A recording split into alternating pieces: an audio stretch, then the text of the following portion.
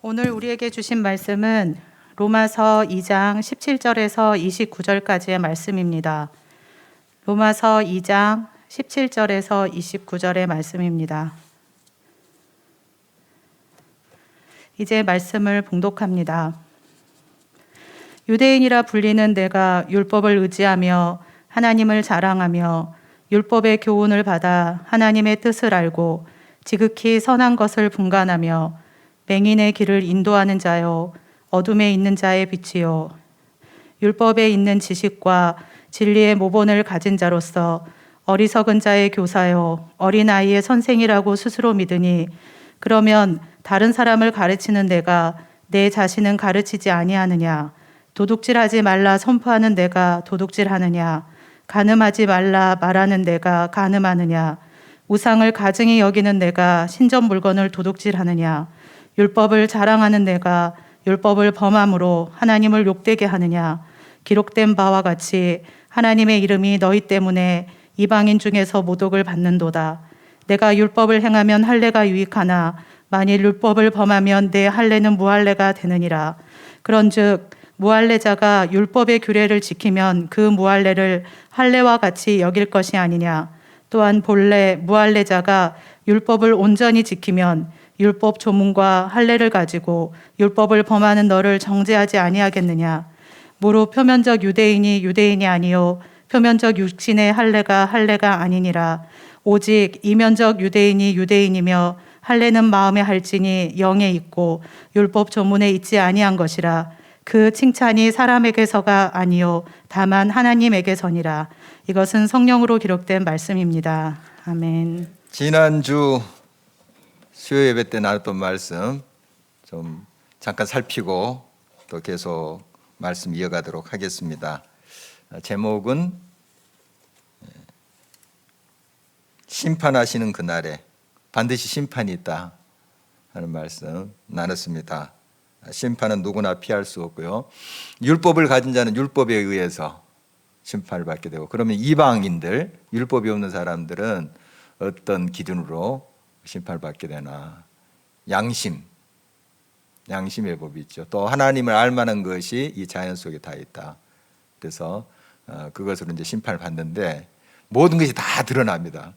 그때는 심판 때는 진짜 적나라하게 우리 마음속에 있는 것까지 다 드러나게 되죠. 자, 누가 그 심판 때 앞에서 의롭다고 할 수 있겠어요? 한 사람도 없습니다. 의인은 없나니 하나도 없다. 참 그러니 이제 절망이죠. 그런데 심판의 이제 기준이 우리 속에 말씀이 있냐, 예수 그리스도가 있냐 하는 거죠. 말씀이 육신이 돼서 우리 가운데 계신 분 예수 그리스도. 구약 시대에는 말씀으로 선지자들에게 하나님 사람이 임했잖아요. 그리스도세요. 천지를 창조하실 때 말씀으로 창조하셨다. 그 말씀이 그리스도세요. 삼일체 하나님, 우리 너무 잘 알고 있죠. 이제 배워서 좀 많이 알고 계실 거예요. 자, 이제 그 말씀이 예수 그리스도가 내 안에 있으면 그 말씀 자체가 생명이잖아요. 생명의 말씀 우리가 그렇게 표현하잖아요. 그리고 이 세상 모든 것들은 있다가 없어져요. 그러나 말씀은 영원해요. 말씀만이 영원해요. 그래서 그 말씀이 내 속에 있으면 내가 영원에 가는 거죠. 영생에 이르는 거죠. 그렇게 여러분이 이제 정리를 하시면 되겠습니다. 그러니까 예수 그리스도가 내 마음에 계신다 하는 것은 말씀이 살아있는 거죠. 그냥 말씀 애운다 하는 차원이 아니고 그 말씀이 나의 삶이 되는 거죠. 삶이 되는 거죠. 그러니까 우리 많이 또 부족하지만 그러나 이 말씀을 삶 속에 살아낼 때 또 그런 이제 과정 속에 우리가 있다가 주님 앞에 설 때 그걸 의롭다고 여기시고 그 영원한 생명으로 인도하신다 하는 거죠. 그래서 우리 믿음은 분량의 문제가 아니에요.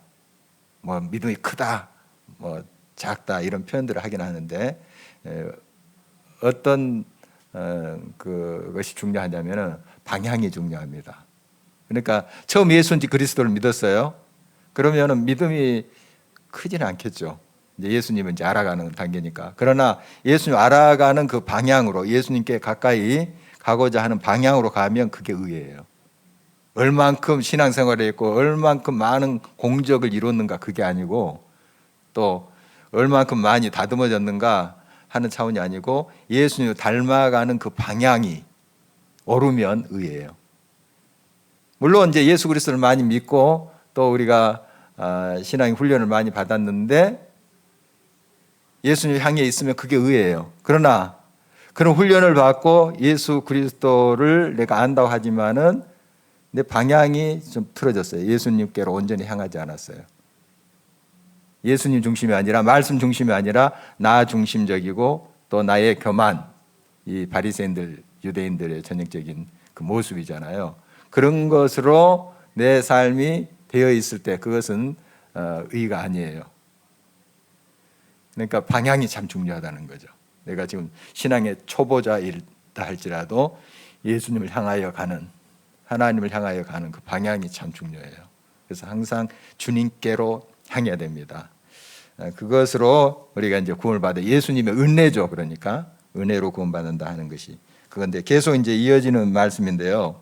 오늘 유대인들이 나와요. 유대인들 계속해서 이 신약 성경 보면은 유대인들 이제 대표적인 사람들이 바리새인들, 서기관들 이런 사람들이 유대인 중에 유대인 이런 사람들인데 유대인들에 대해서 이제 바울이 계속 또 그들의 위선, 형식주의, 율법주의 이런 것들을 지적하면서 바른 길을 제시하고 있는 모습인데요. 우리 성경에 보면 또 우리 이제 여러 표현에서 히브리인, 이스라엘인, 유대인 이런 표현이 나오죠. 그런데 뭐 이렇게 다양하게 이야기할까? 그냥 이스라엘인 하지 왜 또 유대인, 또 히브리인 하면은 뭐 다른 사람인가? 같은 부류의 사람인가? 이렇게 생각할 수 있는데 히브리인이라는 것은 이제 그 사용 언어에 따른 분류예요. 히브리어 그러잖아요. 히브리어 언어에 따른 분류입니다. 그리고 이스라엘인 그러면은 이제 구속사적인 그런 의미로 말을 하는데 어떻든 하나님의 백성이다 하는 거예요. 이스라엘인. 그리고 유대인들 하면 이제 율법을 중심으로 신앙 공동체를 이야기할 때 유대인들 이야기하는데 자 이스라엘인하고 유대인 좀 더 이제 설명을 하자면 이스라엘은 야곱의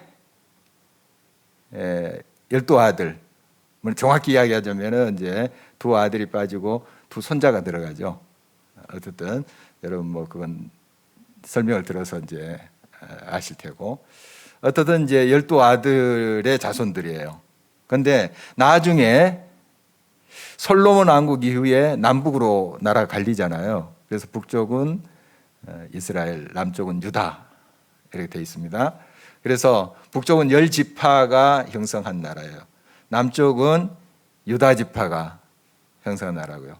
거기 이제 베냐민 지파가 이제 같이 이제 속해 있어요. 그래서 그냥 유다 지파가 대다수예요. 베냐민 지파는 아주 미약했고요. 그래서 그 남쪽 나라는 유다 이렇게 했습니다. 그래서 먼저 북쪽 나라가 아수르에 의해서 망하죠. 그 10지파로 구성된 북쪽 나라가 망해요. 그리고 많이 이방 사람들하고 좀 피도 섞이고 종교도 많이 섞였어요.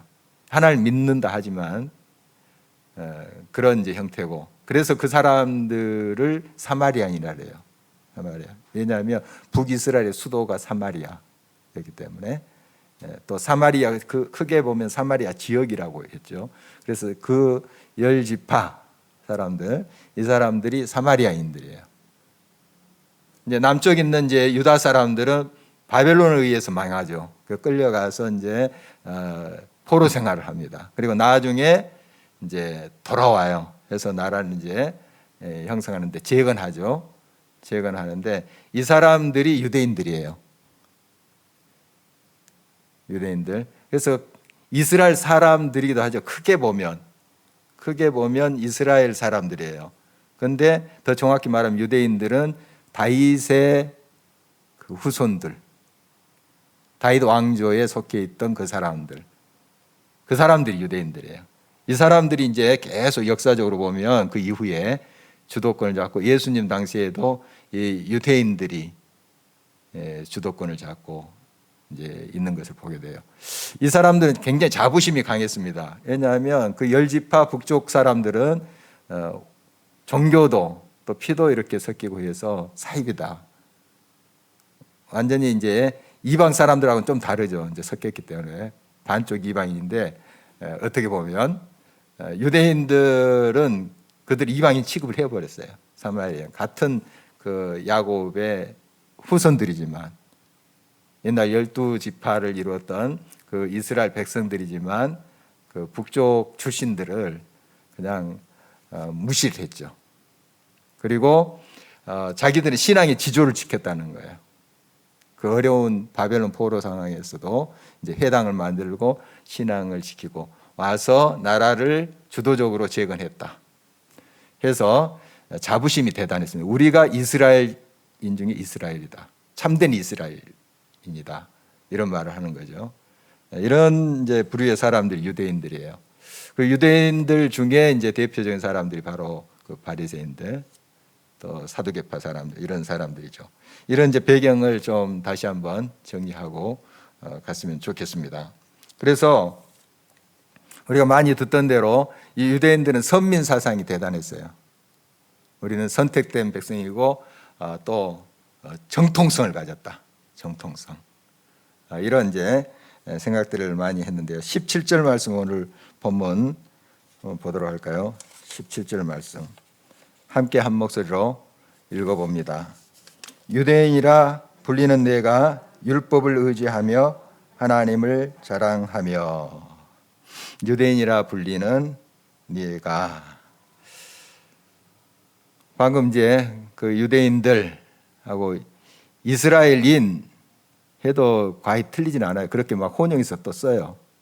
쓰니까 그 같은 의미라고 볼 수 있는데 정확히 이제 설명하자면 방금 제가 정확하게 이야기했던 그 내용입니다. 그러니까 어떤 경우에는 유대인도 이스라엘인 이렇게 표현을 해요. 그렇지만 정확히 표현하면 아까 남쪽 유다 사람들 출신 그 전통이 쭉 후대까지 와서 지금 예수님 또 바울이 사역하고 있었던 그 시대까지 이렇게 불리는 거죠. 유대인들. 이 사람들은 율법을 자기들이 맡았다. 왜냐하면 모세로부터 이제 율법이 쭉 내려오잖아요. 물론 그 전에도 그 하나님의 명령과 하나님의 법이 있었어요. 이제 그게 이제 모세 때에 다 정리가 된 거죠. 쭉 해서 글로 그게 적어놓은 게 모세 오경, 토라, 율법입니다.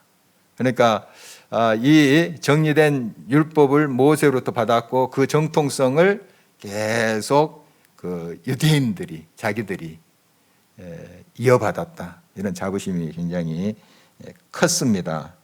그래서 이 하나님의 말씀을 맡았다 하는 건 얼마나 큰 특권입니까? 자기들이 받았다. 말씀을 하나님께로부터 받았다. 여러분도 하나님의 말씀 여러분에게 딱 임했다고 합시다. 굉장히 확신이 있겠죠.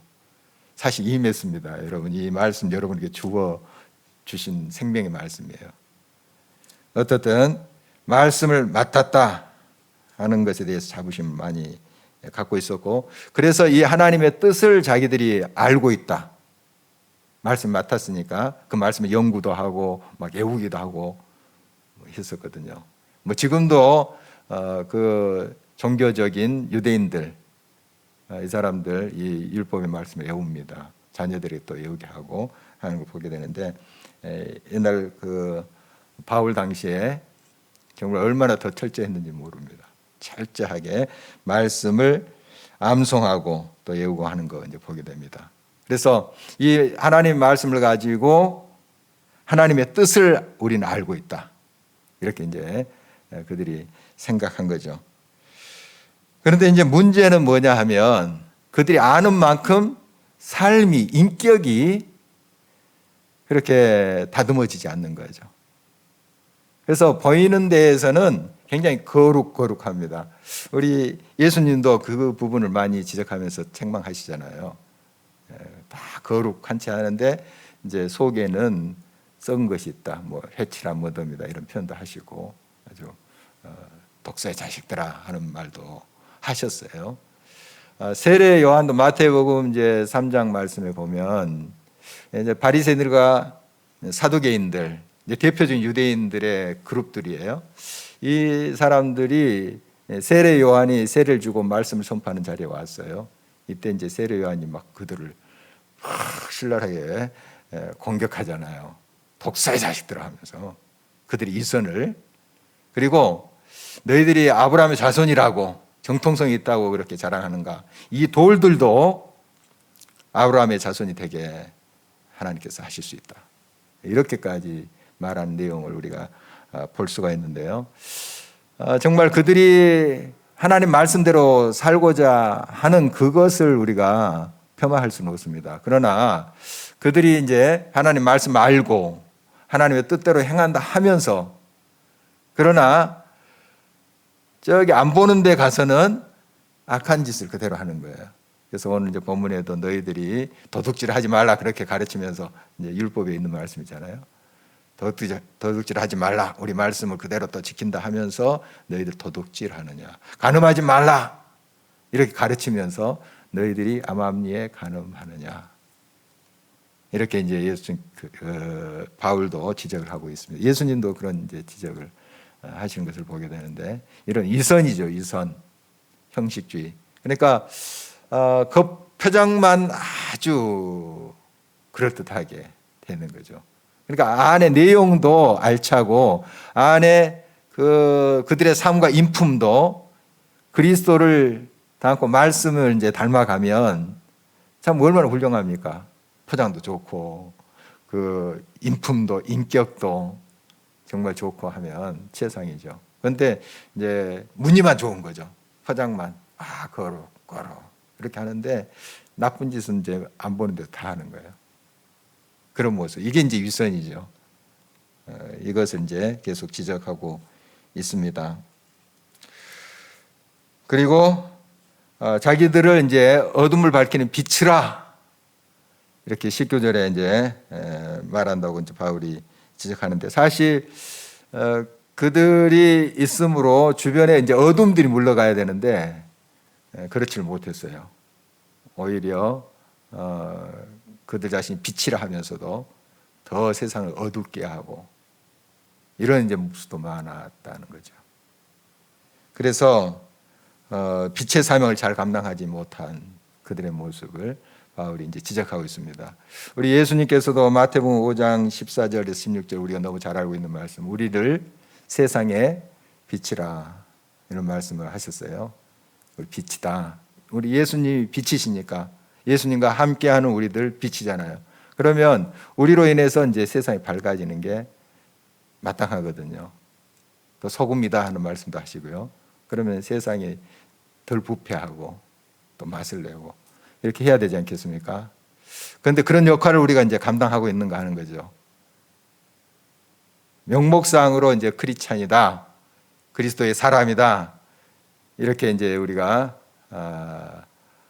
우리 자신을 이야기하지만 삶 속에 진정 빛으로서 소금으로서 사명을 다하고 있는가 하는 거 다시 한번 좀 살펴봤으면 좋겠습니다. 탈무드 여러분 이야기 들어봤을 거예요.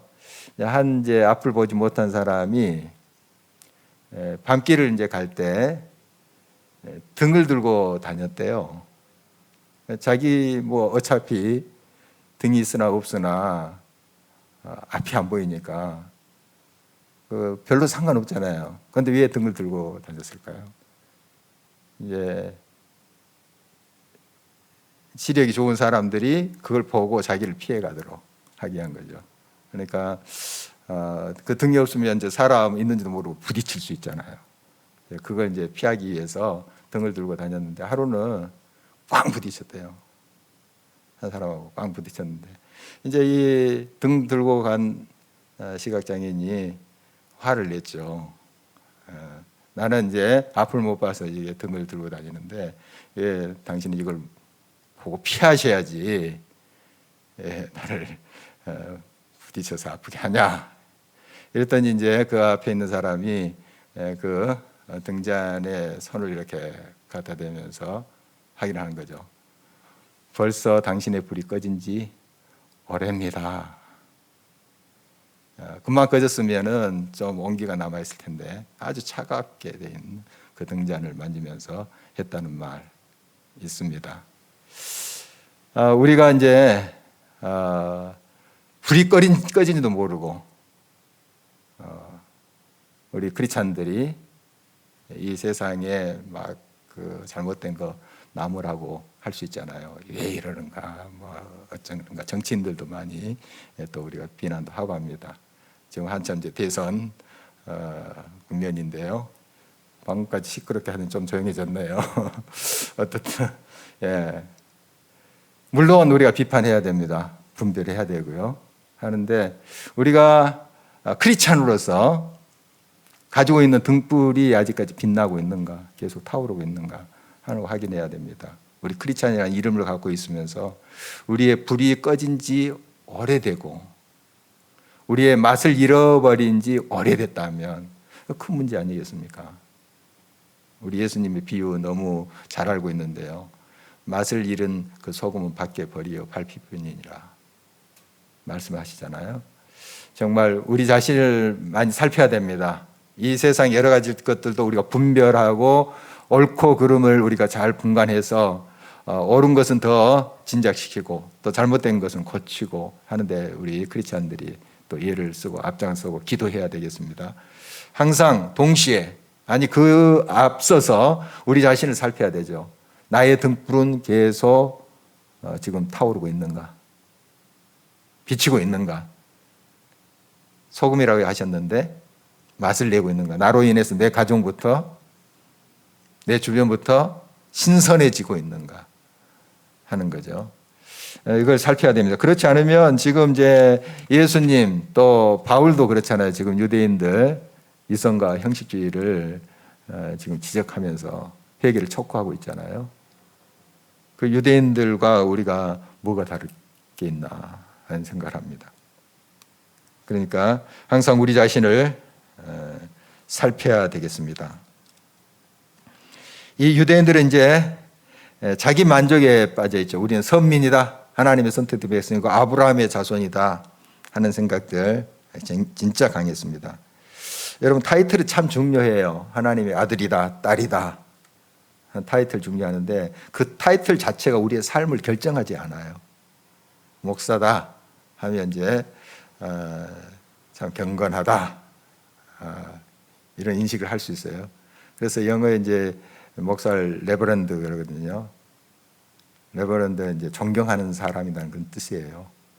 존경스러운 사람. 그래서 이제 목사하면 굉장히 존경스러운 사람이에요. 존경스러운 사람. 그런데 그 타이틀대로 존경받을 만한 사람인가? 이제 거기에 대한 의문점을 사람들이 던지기 시작했어요. 몇십 년 전반에 해도 목사라면은 그래도 믿을 만한 사람.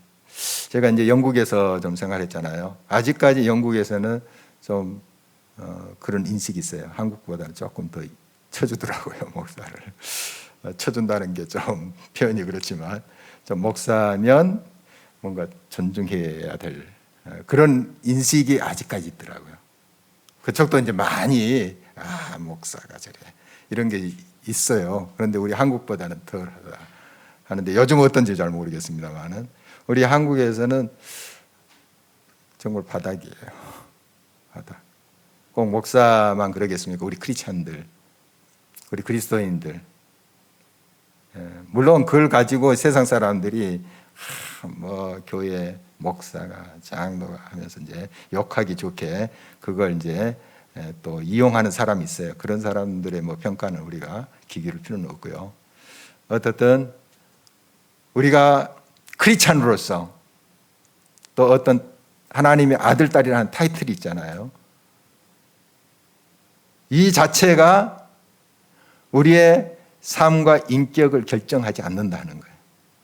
타이틀이 우리의 인격을 보장해 주지 않는다. 우리의 삶이 우리의 진정한 그 인격이 증거가 되어야 된다 하는 것입니다. 그래서 이 유대인들 계속해서 21절 말씀에 그들의 이제 이선을 지적하는데 21절 계속 한번 볼까요? 그러면 다른 사람을 가르치는 내가 내 자신을 가르치지 아니하느냐? 도둑질하지 말라 선포하는 내가 도둑질하느냐? 다른 사람 이렇게 하지 말라 이렇게 가르치면서 너는 이제 암암리에 하고 있지 않냐 이런 말인데 이선이잖아요. 계속 외식하는 자들. 그래서 예수님께서도 이런 자들을 화 있으리라 이렇게까지 말씀하시면서 회개를 촉구하고 있어요. 화 있을진저. 많이 여러분 성경 말씀에 보면 무섭잖아요. 여러분 정말 우리 자신을 한번 살펴야 되겠습니다.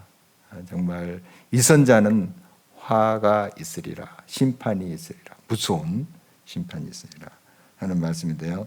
항상 우리는 정말 우리 자신을 살피면서 하나님의 자녀답게 하나님의 깊으신 뜻대로 우리가 행하고 있는가 하는 것이죠.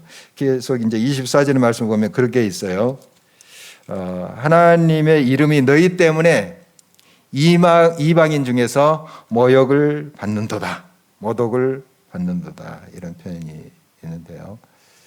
그러니까 이게 무슨 말씀인가요? 유대인들 이제 하나님 백성이다. 하나님은 우리 아버지시다. 이런 고백을 하잖아요. 그런데 그들의 삶이 그들이 말한 것과 일치하면 사람도 존경할 거예요. 이방인들도. 야, 저 유대인들은 확실히 다르구나. 정말 우리도 저렇게 살고 싶다. 이렇게 돼야 되는데. 그들은 막 거룩거룩 하면서 뭐 좋은 말은 다 모아가지고 해요. 율법 있는 말씀, 뭐 살인을 하지 말라, 간음을 하지 말라, 또 내 부모를 공경하라. 좋은 말은 많이 하는데 딱 삶을 들여다보니까 아니에요. 그러니까 누구 이름이 이제 모독을 받냐면 하나님의 백성이라 했잖아요, 자기들을. 그러니까 하나님의 이름이 모독을 받는 거죠. 우리 이제 크리스찬들이잖아요.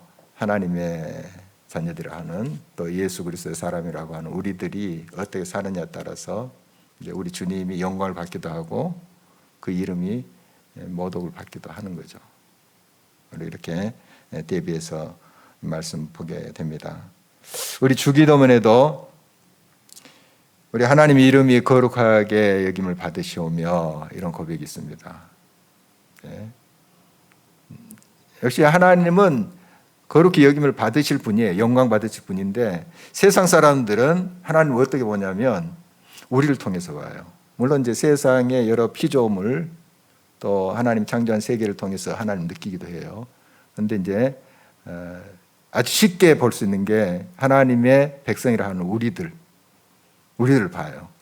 그들이 직접 이제 하나님을 만나고 말씀 속에서 이렇게 하나님을 깨닫고 하면 좋은데 그게 어렵잖아요. 그들이 쉽게 이제 성경 말씀 읽고 그렇지는 않거든요. 제일 쉬운 게 우리 하나님의 백성들이라 하는 저와 여러분들 보는 거예요. 볼 때, 야, 저 뭐 길가의 교회 목사를 하는데 괜찮네 이렇게 돼야 되는데 형편없네 목사가 이렇게 되버리면 어떻게 되겠어요? 하나님의 이름이 모독을 받는 거죠. 너무 우리가 많이 나누는 말씀입니다. 나누는 말씀이고요. 우리가 이제 차에 우리가 신앙인이라는 기독교인이라는 이제 스티커 같은 거 이제 붙이고 다니죠. 우리 교회도 이제 교회 이렇게 학교 주차하기 위해서 붙이고 다니는데 잘 좀 안 보이기도 해요. 근데 이제 그건 성합차나 이런 데는 이제 무슨 교회 하고 크게 붙이고 다니는데 요즘 좀 덜 하더라고요. 우리도 이제 이렇게 자석으로 된 거 붙였다 요즘 이제 안 붙이고 다니는데 이 교회 이름을 딱 박은 그 차가 교통 위반도 하고 다른 사람 막 새치기도 하고 이러면 참 곤란하죠. 더 욕먹고 그런 거 너무 잘 알고 있습니다.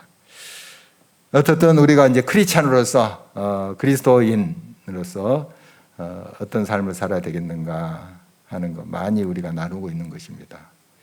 고린도전서 이제 3장 말씀을 보면은 영에 속한 그리스도인 그리고 육에 속한 그리스도인이라 하지 말아요. 세상 사람과 똑같이 그런 이제 사고 방식과 생활 방식으로 사는 사람들을 육에 속한 그리스찬 이런 표현이 있습니다. 우리는 이제 하나님 자녀답게 살아야 되죠. 어떻게 그러면 하나님의 자녀인 것을 증거할 수 있나요? 우리 속에 이제 하나님의 말씀이 늘 살아 있어야 됩니다. 항상 말씀이에요. 이 말씀이 우리를 고치고 이 말씀이 우리를 새롭게 하는 거예요. 말씀이 그래서 풍성히 거해야 돼요. 내 생각과 나의 모든 주관과 세상적인 판단은 계속 지워가는 거예요. 계속 버리는 거예요. 태워버리는 거예요. 그리고 말씀이 중심이 되는 삶. 그래야지 나의 신앙 인격이 다듬어지고 변해요. 항상 이거 반복되는 말씀이고요. 바울이 계속해서 이 말씀 도전하는 겁니다. 복음, 하나님의 복음. 그 말씀이 영원한 것이고 생명이고 우리를 고치고 새롭게 하신다 하는 거죠. 그래서 날마다 우리는 하나님의 자녀라는 이름을 가지고 있습니다. 하나님의 아들, 딸 라는 이름을 가지고 있는데 그 이름에 걸맞게 삶을 살아야 되겠습니다. 아마 들어봤을 이야기일 것 같은데요. 그 알렉산더 대왕 있죠. 헬라 제국의 알렉산더 대왕의 이야기입니다. 그런데 그 군사 중에 알렉산더라는 이름의 사병이 있었나 봐요. 그럴 수 있죠. 예수라는 이름도 많아요. 예수님 당시에. 그래서 이제 나사렛 출신 예수, 그분이 그리스도다, 구세주다 이런 거예요. 예수라는 이름이 많았습니다. 제가 이제 산티아고 순례길에서 만난 사람인데 스페인 사람이에요. 스페인 사람인데 이름을 물었더니 예수스라고 그러더라고요. 예수. 이름이 예수예요.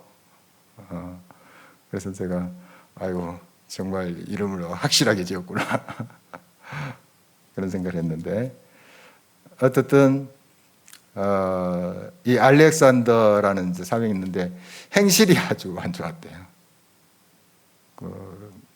그 군대에서 문제 일으키고 막 문제 사병이죠. 문제 사병.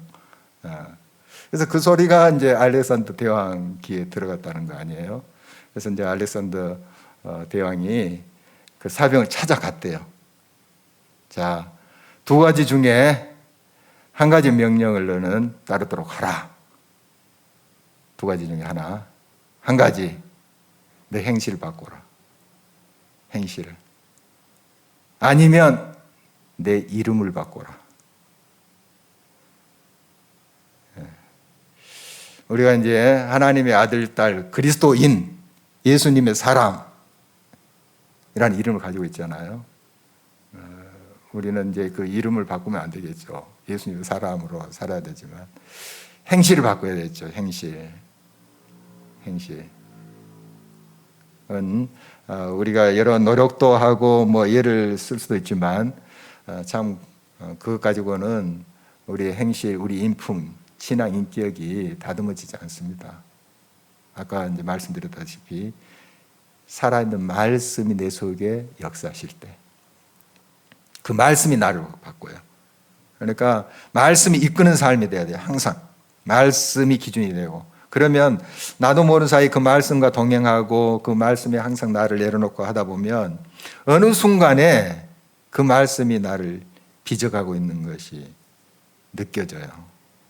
그리고 제일 먼저 내가 느끼는 것보다 내 옆에 있는 사람, 내 가장 가까이 있는 사람이 알아봐요. 아빠가 변했어요. 내 아이가 변했어요. 이렇게 되는 거죠. 옆에 제일 가까이 있는 사람이 느끼게 됩니다. 여러분, 항상 이런 우리의 삶의 구체적인 말씀을 일어난 변화의 역사가 있기를 간절히 바랍니다. 그래서 계속 이어지는 말씀은 겉에 드러나는 유대인이 진짜 유대인이 아니다. 표면적 유대인이라고 이렇게 표현하죠. 진짜 유대인은 이면적, 그러니까 내적인 그 변화가 있는 진정한 그런 사람이 유대인이다. 이런 말씀을 하는데요. 29절 마지막 절 말씀 한번 읽어보도록 하겠습니다. 오직 이면적 유대인이 유대인이며 할례는 마음에 할지니 영에 있고 율법 조문에 있지 아니한 것이라.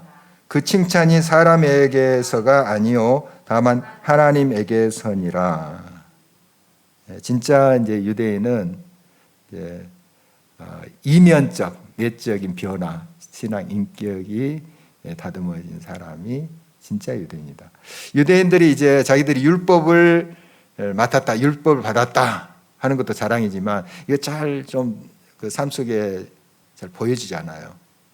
그 증거를 찾기가 좀 쉽지 않아요. 그런데 이제 할례라는 건 자기들의 몸에 이제 그 표시를 가지고 있기 때문에 확실하게 그렇게 알 수 있었던 거거든요. 그래서 이제 할례 받았다 하는 걸 얼마나 자랑하는지 몰라요. 이 유대인들. 그래서 이제 우리는 할례 받았으니까 아브라함의 자손이다. 고로 하나님의 백성이다. 이거거든요. 그 등식이 그렇게 성립되는 거예요. 그래서 자기들은 이제 할례를 받았으므로 하나님께 속한 자다. 이렇게 이야기해요. 이게 이제 실제 삶 속에서도 정말 하나님의 말씀으로 잘 다듬어지고 하나님의 영광을 드러내면 참 좋은 그런 것 아니겠습니까? 그런데 삶 속에 그런 인격은 다듬어지지 않고 나는 할례 받았어 이것만 남아있는 사람들을 표면적 유대인 이렇게 표현하고 있는 거예요. 그러나 진짜 유대인 누군가 이면적 유대인인데 마음에 할례 받은 사람 뭡니까? 신앙의 인격이 점차 하나님을 닮아가는 말씀 속에서 그리스도를 닮아가는 그런 삶을 말하는 거죠. 그래서 표면적으로 유대인이 된다는 것도 뭐 자랑스럽겠지만 그것보다 더 중요한 것은 이면적 유대인이 되어야 된다. 이제 바울이 그걸 계속 강조하고 있는 것입니다. 그렇죠. 우리 크리스천들 다 이제 하나님 백성이다 하는 이름이 있지만 이제 내면적으로 이면적 성령의 은혜를 경험하고 성령 안에서 성령의 열매를 맺어가는 삶. 바로 그것이 이면적 크리스찬, 즉 영에 속한 크리스찬이라고 이렇게 볼 수 있어요. 육에 속한 크리스찬으로서 계속 이제 하나님의 말씀 또 하나님의 뜻을 따라 산다 하고 신앙생활도 하지만 세상의 가치관 그대로 따라간다면 이게 표면적 크리스찬이에요. 표면적 무늬만 크리스찬이죠. 포장만 크리스찬이죠. 그러나 포장도 그럴 뿐만 아니라 내용적인 면에서 정말 진짜 알찬 성령의 열매를 맺어가는 인격적으로도 성품적으로도 하나님이 기뻐하시는 그런 삶의 모습으로 우리가 세워져 갈 때 이게 이면적 그리스도인 그리고 영에 속한 그리스도인 같은 말이죠. 이렇게 표현을 할 수가 있겠습니다. 그래서 결국 우리의 인정과 칭찬은 누구로부터 와야 되냐면 하나님께로부터 와야 돼요. 오늘 29절 이제 끝에쯤 보니까 그 칭찬이 사람에게서가 아니요 다만 하나님에게서니라. 사람에게 인정받는 것도 중요해요. 그렇지만 결국 하나님이 인정하시고 하나님이 칭찬하시는 그런 하나님의 자녀의 모습 돼야 되겠죠. 그래서 우리가 성령을 의지하고 하나님 말씀, 성령으로 비롯된 말씀이잖아요. 이 말씀을 늘 묵상하고 그 말씀에 비춰서 나를 그 말씀에 맞춰가는 거, 나를 내려놓고 그 말씀에 채워가는 거, 이게 그만큼 중요하다는 것입니다. 오늘 이제 말씀의 제목을 그래서 그렇게 이제 붙여봤습니다. 포장만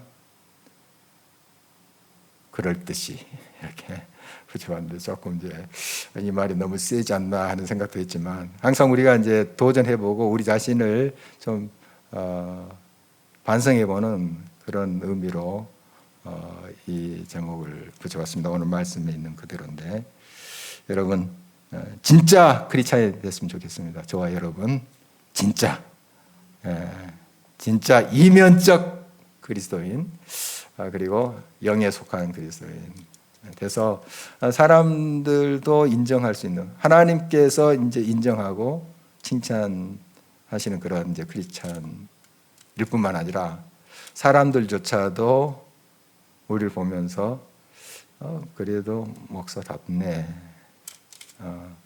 또 그리스도인답네 이렇게 돼야 되지 않겠습니까? 그런 저와 여러분 되시기를 간절히 바랍니다.